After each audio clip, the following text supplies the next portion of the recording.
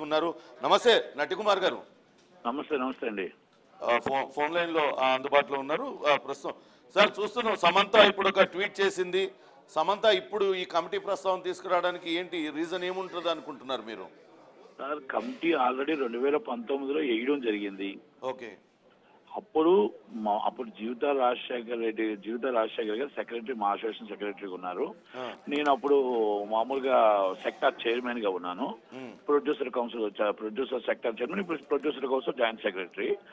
అప్పుడు ఆ రోజు మొత్తం టోటల్ గా అందరం, అరవింద్ గారు అవ్వచ్చు, సురేష్ బాబు గారు అవ్వచ్చు, మేబీ కేఎల్ నారాయణ గారు అవ్వచ్చు, ఆల్ 20 మొత్తం అన్ని క్రాఫ్ట్స్ కూర్చొని మనం టోటల్ గా ఏమేమి కావాలి, ఇప్పుడు లేడీస్ కి ఏమేమి ఇబ్బంది పడుతున్నారు, షూటింగ్ లో ఎక్కడ ఇబ్బంది పడుతున్నారు, ఆ ఇబ్బందిని ఏ విధంగా చేయాలని ఒక కమిటీ వేసామండి. అప్పుడున్న యాక్టివ్ పర్సన్స్ స్వప్న దత్ గారు, అప్పుడు సుప్రియ గారు, జయసుధ గారు, జీవిత రాజశేఖర్ గారు, ఇంకా మేబీ ఇంకొక మొత్తం 8 మంది కలిపి వేసామండి కమిటీ.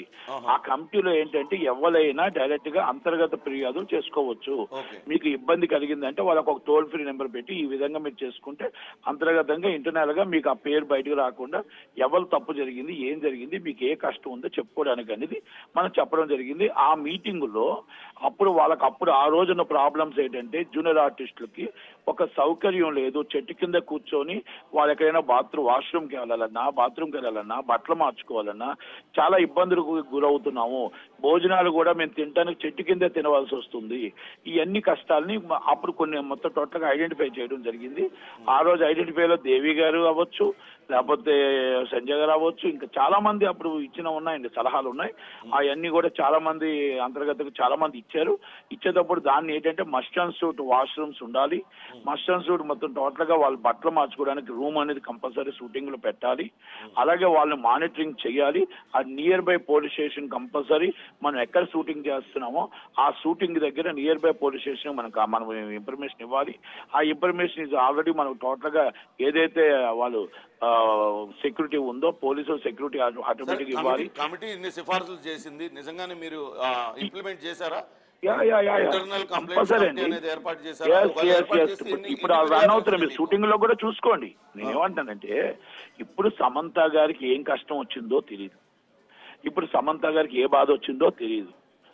కేరళ కమిటీ వేసింది, మేము దాన్ని వెల్కమ్ చేస్తాం. ఇక్కడ కూడా మేము కూడా వేసాం, అది రన్ అవుతుంది. ఇక్కడ ఎవరికి ఇబ్బంది లేదు. ఇక్కడ 24 క్రాఫ్ట్స్ ఉన్నాయండి, బాగా వినండి. 24 క్రాఫ్ట్స్ కి ఒక్కొక్కరికి ఒక యూనియన్స్ ఉన్నాయి. ఆ యూనియన్ లో ప్రతి ఒక్కరికి ఒక బాధ్యత ఉంటుంది. President and secretary and joint secretary, producer council ఉంది. ఐఎమ్ రెస్పాన్సిబిలిటీ ప్రొడ్యూసర్ కౌన్సిల్ మాది. మా ప్రొడ్యూసర్ కి ఏమైనా జరిగితే ఇది already supreme body film chamber of commerce ఉంది. వీళ్ళకి మా అసోసియేషన్ ఒకటి ఉంది, కంపెనీ ఆర్టిస్టుల అసోసియేషన్ ఒకటి ఉంది, ప్లస్ జూనియర్ ఆర్టిస్ట్ అసోసియేషన్ ఒకటి ఉంది. మహిళలకి కానీ ఇంకెక్కడైనా ఇబ్బంది కలిగితే హీరోయిన్లకు జరిగితే మా అసోసియేషన్ కంప్లైంట్ ఇస్తారు. మీరు అన్నట్టు ఇప్పుడు అంతర్గత ఫిర్యాదులు ఆల్రెడీ ఒక కమిటీ ఉంది. ఆ కమిటీ కంపల్సరీ ఫిర్యాదులు ఇస్తారు. ఆ ఫిర్యాదులు ఇచ్చేటప్పుడు ఇప్పుడు దాకా మాకు తెలిసి మాకున్న సమాచారం ప్రకారం ఏ కమిటీలో రాలేదు. నేను ఇంకొకటి ఏమంటానంటే ఇప్పుడు సమంత గారు ఇప్పుడు వచ్చేంత రాత్రి ఆమెకి ఏమైనా ప్రాబ్లం ఉంటే ఆమె కమిటీ మా అసోసియేషన్ మెంబర్, ఆమె మా అసోసియేషన్ మెంబర్. ఫిల్మ్ ఇండస్ట్రీలో కాస్టింగ్ కౌచ్ అనేది లేదు. ఇక్కడ మహిళలు చాలా సురక్షితంగా రక్షిత ప్రాంతాలలో పనిచేసుకుంటున్నారు. వాళ్ళు ఎటువంటి దోపిడీకి గురి కావట్లేదు అంటారా? నేను ఏమంటున్నానంటే ఏమండి, not only Telugu film industry మొత్తం ఒక అమ్మాయి అబ్బాయి ఎక్కడుంటే అక్కడ కాస్టింగ్ కౌచ్ ఉంటది.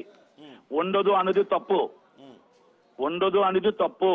మీకు నేను ఏమడుగుతున్నానంటే ఇప్పుడు మన చేతుల్లో ఫోన్లు వచ్చాయి, మన చేతుల్లో మొత్తం టోటల్ గా మన సేఫ్టీ మనకు ఉంది. ఆ కంపెనీ మంచిదా కాదా, మేనేజర్ మంచివాడా కాదా, ఆ కంపెనీ ఎలాంటిది, మనం ఆ వేషం మనం కంటెంట్ ఉంటే నేను ఆ క్యారెక్టర్కి సరిపోతుంటే నన్ను ఎందుకు ఇవన్నీ అడుగుతున్నాడు, నేను ఎందుకు లొంగిపోవాలి, నేనెందుకు దీనికోసం మాట్లాడాలి, దీనికోసం వాళ్ళు ఏదో చెప్తుంటే నేనెందుకు ఎక్కడో అయిపోతున్నాను ఎందుకు అనుకోవాలి. కంటెంట్ ఉంటప్పుడు మనం ఎవరికైనా లొంగాల్సిన అవసరం లేదు. అయ్యా కంటెంట్ ఇంపార్టెంట్. మగవాళ్ళు అవ్వచ్చు, ఆడవాళ్ళు అవ్వచ్చు. ఆ క్యారెక్టర్ కి ఆ సబ్జెక్ట్ కి ఆ అమ్మాయి సరిపోయింది అనుకోండి, అబ్బాయి సరిపోయాడు అనుకోండి, ఎవరికి ఏం అవసరం లేదు, మేము మీ దగ్గరికి వచ్చి తీసుకెళ్తాం. ఇప్పుడు ఒక సబ్జెక్ట్ ఒక సినిమాకి సరిపోతే ఇప్పుడు సమంత గారు ఇంత రేంజ్కి వచ్చారు అంటే సమంత గారు సరిపోయారు కాబట్టి సమంత గారి దగ్గరికి వెళ్ళి సమంత గారు టైం అడుగుతున్నారు. లేకపోతే రేణుదేశాయ్ గారు టాప్ ఉన్నారు కాబట్టి రేణుదేశాయ్ గారు టైం అడుగుతున్నారు. ఎందుకంటే ఇది ఎవ్వలవని అండి, మేబీ ఆ క్యారెక్టర్ కి ఆ రైటర్ రాసిన డైరెక్టర్ సరిపోవాలి. అంతే. ఒకవేళ సరిపోకుండా ఆ మేనేజర్ ఏదో తప్పుడు సమాచారం ఇచ్చి నువ్వు ఇదో నీకు వేషం ఇస్తానని చెప్పి, ఆ డైరెక్టర్ ఏదో వేషం ఇస్తానని చెప్పి ఎవరైనా ఆ తప్పుడు మాట్లాడుతున్నప్పుడు మీరెందుకు లొంగుతున్నారు? మీరెందుకు మాట్లాడుతున్నారు? చెప్పుతో కొట్టాల్సింది ఇమ్మీడియట్లీ మీరు కంప్లైంట్ మా అసోసియేషన్ పెట్టచ్చు, మీ అసోసియేషన్ జూనియర్ ఆర్టిస్ట్ అసోసియేషన్ పెట్టచ్చు, మీ కంపెనీ ఆర్టిస్ట్ అసోసియేషన్ పెట్టచ్చు, ఇస్ పోలీస్ స్టేషన్కి 100 కాల్ చేయొచ్చు. అంటే మీకు ఆల్రెడీ అన్ని ఉన్నాయి కదా. నేనేమంటే ఈ టాప్ 21 కంపెనీస్ ఉన్నాయి. ఈ టాప్ 21 కంపెనీస్ మీకు ఎక్కడ కూడా మీకు టాప్ 21 కంపెనీస్ లో ఇస్ ఫుల్ సెక్యూరిటీ ఉంటుంది. గతంలో గాయత్రి గుప్తా అనే నటి ఈ కాస్టింగ్ కౌచ్ మీద మాట్లాడింది, ఆమె చాలా ఫిర్యాదులు చేసింది. దానిపైనే ఉన్న చర్యలు తీసుకున్నారా? చాలా మంది మాట్లాడారు, నేను మాట్లాడాను. చర్యలు గాయత్రి గుప్తా అవ్వచ్చు, ఇంకోటి అవ్వచ్చు. నేను వాళ్ళందరికీ నేను ఒకటే చెప్తున్నా, ఆ రోజు జరిగిన ఆ సంస్థలో జరిగినప్పుడు అప్పటికప్పుడు మీరు ఎందుకు కంప్లైంట్ ఇవ్వట్లేదు? ఆ రోజు జరిగినప్పుడు రాత్రి తీసుకున్నారు. ఇప్పుడు దాకా అట్లాంటి చర్యలు తీసుకున్న ఉన్నాయా అని అడుగుతున్నా. అసలు చర్యలు తీసుకోవడానికి ఇప్పుడు ఏమైనా కంప్లైంట్లు వస్తేనే కదండి. ఇప్పుడు కాదండి, అంతకు ముందు వాళ్ళు ఫిర్యాదు చేశారు, అప్పుడే కదా అంత వెలుగులోకి వచ్చింది. ముందు 2019లో పేర్లు ఎత్తడం భావ్యం కాదు. నేనేమంటున్నానంటే సినిమా ఇండస్ట్రీలో మీకు మళ్ళా చెప్తున్నా, కాస్టింగ్ కౌచ్ లేదు అంటే నేను తప్పు చెప్పినట్టే. కాస్టింగ్ కౌచ్ అనేది ఈ సుప్రీం కోర్టే రిలేషన్షిప్ మీకు ఇష్టపడితే రిలేషన్షిప్ ఇస్తే దానికి ఇప్పుడు మీకు మన దువ్వాల పేరు ఇంకొక మన మాధురి గారు దానికి చాలా కరెక్ట్ గా అంకి చెప్పారు. అలాగే శాంతి గారు, విజయసాయి రెడ్డి గారు శాంతి గారు అంకి చెప్పారు. నాకు సుప్రీంకోర్టు ఇచ్చిన స్వేచ్ఛను మీరు ఎందుకు కాదు అంటున్నారు అని. ఇప్పుడు అలా మాట్లాడుతున్నప్పుడు ఆలకాలకు ఇష్టపడుతున్నప్పుడు ఎవరేం చేస్తారంటే డైరెక్ట్ మ్యూచువల్ కన్సెంట్ సెక్స్ గురించి కాదండి మాట్లాడేది. నీకు నేను అవకాశం ఇస్తున్నా కాబట్టి నేను అదే దానికి వస్తున్నానండి. మీకు ఎన్ని వచ్చేటప్పుడు వాళ్ళకి ఇప్పుడు ఆ రోజు అక్కడ కంప్లైంట్ అమ్మాయి ఇచ్చింది అనుకోండి, అన్యాయం జరిగిందని, ఆ అమ్మాయికి ఇదిగో ఇది బాధ జరిగింది, వాష్రూమ్ లేదు లేకపోతే ఇంకొకటి లేదు అంటే ఆ ప్రొడ్యూసర్ మీద మేము యాక్షన్ తీసుకోవడానికి అవకాశం ఉంటుంది, ఆ డైరెక్టర్ మీద యాక్షన్ తీసుకోవడానికి అవకాశం ఉంటుంది, ఆ మేనేజర్ తప్పు చేస్తే మేనేజర్ మీద యూనియన్ ఉంది యాక్షన్ తీసుకోవడానికి అవకాశం ఉంటుంది. ఇప్పుడు అక్కడ మీకు ఆ రోజు ఆ కంప్లైంట్ రాకుండా ఒక 6 నెలలకు 2 సంవత్సరాలకు 3 సంవత్సరాలకు కంప్లైంట్ వస్తే మేము ఎలాగే ఐడెంటిఫై చేస్తారు చెప్పండి, ఎవరైనా సరే. మేబీ నేనేమంటున్నానంటే మీకు ఒక కమిటీ అనేది 2019 కమిటీ యాక్టివ్ ఉంది. ఇప్పుడు ఆల్రెడీ స్వప్న దత్ గారు యాక్టివ్ ఉన్నారు, సుప్రియ గారు యాక్టివ్ ఉన్నారు, అలాగే జీవిత రాజశేఖర్ గారు యాక్టివ్ ఉన్నారు. కమిటీ రిపోర్ట్ ఆల్రెడీ గవర్నమెంట్ కి కూడా సబ్మిట్ చేశారండి. ఆల్రెడీ మా అసోసియేషన్ ఛాంబర్ ఆధ్వర్యంలోనే ఉంటుంది. ఆ కమిటీ కంటే ఒక సపరేట్ దాంట్లో కూడా ఈ జూనియర్ ఆర్టిస్టుల తాలూకు అని అందరినీ కూడా వేశారండి. అంటే నాకు తెలిసి ఒక 22-23 మెంబర్స్ వేశారు. నాకు అంత గుర్తులేదు కానీ, ఎందుకంటే అది లేడీస్ సంబంధించిన విషయం కదా. ఆ రోజు మేము కూర్చునేటప్పుడు మొత్తం ఎంటైర్ అందరూ 24 క్రాఫ్ట్స్ కూర్చునేటప్పుడు ఎవరెవరు వేయాలి అనేది మనం యాక్టివ్ ఉన్న షూటింగ్స్ ఎవరైతే యాక్టివ్ చేస్తున్నారో ఎవరైతే యాక్టివ్ గా ఉన్నారో వాళ్ళని వేయటం జరిగిందండి. అది ఇప్పుడు మన తెలుగు ఇండస్ట్రీకి తప్పుడు సమాచారం ఇవ్వకూడదు సమంత గారు, ఇవ్వకూడదు. ఎందుకంటే ఆమె ఈ తెలుగు ఇండస్ట్రీ నుంచి టాప్కి వెళ్ళింది. ఓకే, ఆమెకి అంతర్గత విభేదాలు ఏమొచ్చాయో ఏమో, వాళ్ళు ఇంటర్నల్ ఆల్రెడీ ఆఫీషియల్ గా డైవర్స్ తీసుకున్నారు, ఐ నో ప్రాబ్లం. కానీ నేనేమంటున్నానంటే ఎక్కడ కూడా తెలుగు ఇండస్ట్రీలో ఇస్ టాప్ కంపెనీస్ లో ఆమెకి ఏమైనా ప్రాబ్లం జరిగిందా? ఆ రోజు ఆమె ఎందుకు చెప్పలేకపోయింది? ఆమెకి ఇబ్బంది వచ్చిందా? ఎందుకు చెప్పలేకపోయింది? ఈ రోజు ఎందుకు ఆమె బయటకు వచ్చి ఎక్కడ చెప్పలేదండి ఆమె? అక్కడ వేసిన కమిటీ రిపోర్టు ఏదైతే కేరళలో ఇచ్చారు కమిటీ రిపోర్టు, ప్రభుత్వం దానిపైన స్పందించింది. కానీ ఇక్కడ కూడా కమిటీ రిపోర్ట్ ఇచ్చింది, దాన్ని ఎందుకు బహిర్గతం చేయలేదు అని ప్రశ్నిస్తున్నారామా? కమిటీ రిపోర్ట్లు ఎప్పుడు కూడా అంతర్గతంగానే ఉంటుందండి. కమిటీ రిపోర్ట్ బహిర్గతంగా చేయడానికి కమిటీ రిపోర్ట్లు ఎక్కడైనా సరే ఎవరైనా కంప్లైంట్లు ఇస్తే అవతల వాళ్ళ మీద వాళ్ళ పేరు గోప్యంగా ఉంచుతారు. వీళ్ళ పేరు మలయాళ చిత్ర పరిశ్రమలో 223 పేజీల కమిటీ రిపోర్టు హేమ గారు ప్రభుత్వానికి ఇచ్చారండి. అక్కడ ముఖ్యమంత్రి పినరయి విజయన్కి ఇచ్చారు. అందులో చాలా స్పష్టంగా కొంతమంది పేర్లు, ఇప్పుడు సిద్దికీ గారు కావచ్చు, ఇంకా వేరే వాళ్ళ పేర్లన్నీ కూడా ప్రస్తావించారు. వాళ్ళ చేత అటు ఎక్స్‌ప్లాయిటేషన్కి గురి కాబడ్డ వాళ్ళని కూడా అందులో ప్రస్తావించారు. ఎటువంటి చర్యలు తీసుకోవాలనే దానికి కొన్ని సిఫార్సులు చేశారు. దానికి ప్రభుత్వం సరే అంది.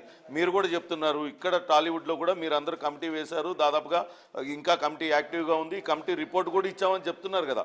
కమిటీ ఇచ్చిన రిపోర్ట్ పైన ప్రభుత్వం స్పందన ఏంటి? ప్రభుత్వం ఏమైనా స్పందించిందా?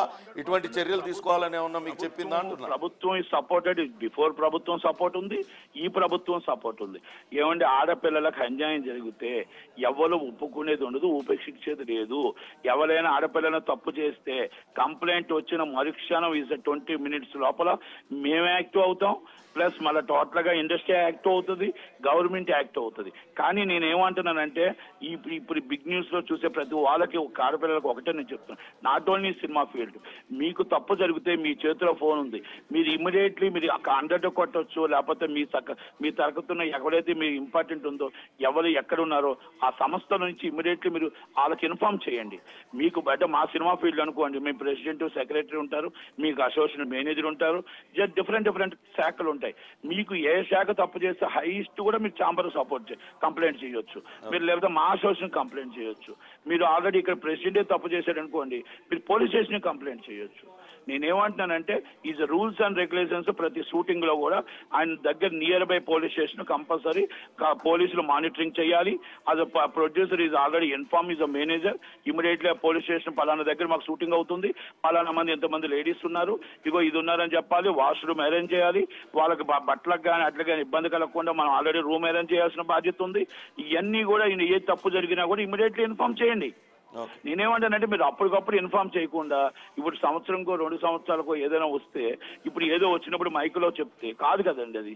నేనేమంటానంటే ఇప్పుడు ఆడపిల్లలని ఐఎమ్ రెస్పెక్ట్, మనం 100% రెస్పెక్ట్ ఇవ్వాలి, కానీ వాళ్ళ దాంట్లో కూడా మన స్వార్థానికి కంటెంట్ మన దాంట్లో ఉందా లేదా, ఆ క్యారెక్టర్ మనం సరిపోతామా లేదా, వాడు ఎందుకు అడుగుతున్నాడు మిమ్మల్ని రమ్మని, వాడు ఎందుకు మిమ్మల్ని లొంగిపోమని చెప్తున్నాడు ఆ డైరెక్టర్, ఆ ఎందుకు మేనేజర్ మిమ్మల్ని రమ్మని అడుగుతున్నాడు. మీరు అక్కడే ఫిల్ట్ పట్టుకొని కొట్టి, మీకు 200 మంది ఉంటారు షూటింగ్ లో, అక్కడే గట్టిగా 4 కొట్టి నిలబెడితే మీలాంటి వాళ్ళు మీలాంటి ఇంకా కొన్ని 100 మందికి మీరు దానికి ఇదవుతారు కదా. మీరు అంటే మీరు కొన్ని 100 మందికి మీరు ఆదర్శం అవుతారు. మరి ఎందుకు మీరు ఎవరో ఆ రోజు అప్పుడు అక్కడ లొకేషన్ లో చెప్పకుండా ఏమీ చెప్పకుండా మీరు అక్కడ ఏమి చేయకుండా ఒక 6 నెలలకో సంవత్సరంకో ఏదైనా డిబేట్ ఇప్పుడు ఇవాళ సమంత గారు పెట్టారు, సమంత గారు ఎదురు తిరిగి ఇటువంటి జరుగుతున్నాయని బయట పెట్టిన వాళ్ళకి తిరిగి ఇండస్ట్రీలో ఎప్పుడైనా అవకాశం దొరుకుతుందా? ఇప్పుడు గతంలో కొంతమంది నట్లు మీరు అన్నట్లుగా పేర్లు ప్రస్తావన అవసరం లేదు, వాళ్ళకి అసలు ఇప్పుడు ఎక్కడ చిత్ర పరిశ్రమలో వాళ్ళు ఎక్కడ కనపడడం లేదు కదా. ఏమండి నేను ఒక మాట అడుగుతానండి, కంటెంట్ ఉంటే మనం పరిగెట్టుకుంటూ మీ దగ్గరికి వస్తుందండి. కంటెంట్ లేకపోతే హీరో పనికిరాడు, హీరోయిన్ పనికిరాదు, సైడ్ ఆర్టిస్ట్ పనికిరారు, ఎవరో పనికిరారు. మనం కంటెంట్ మన టాలెంట్ ఉంటే మన దగ్గరికి ఎదుక్కుంటూ వస్తుందండి. నేను ఒక్కటే మాట చెప్తానండి, మీరు సమంత గారు అవ్వచ్చు, మేబీ ఎన్ని ఆర్టిస్టులు అవ్వచ్చు, లేకపోతే హీరోలు అవ్వచ్చు, హీరోయిన్లు అవ్వచ్చు, ఈరోజు కమిటీ కుర్రాల్లో హీరోలు ఉన్నారండి, ఆర్టిస్టులు ఉన్నారండి. ఈజ్ బెస్ట్ మూవీస్, బిగ్గెస్ట్ మూవీలు అండి. 100 కోట్ల రూపాయల సినిమాలు తీస్తే మొత్తం టోటల్ గా వాష్ అవుట్ అయిపోయి ఈరోజు కమిటీ కుర్రాలు దాదాపు 40 కోట్లు కలెక్ట్ చేస్తుందండి.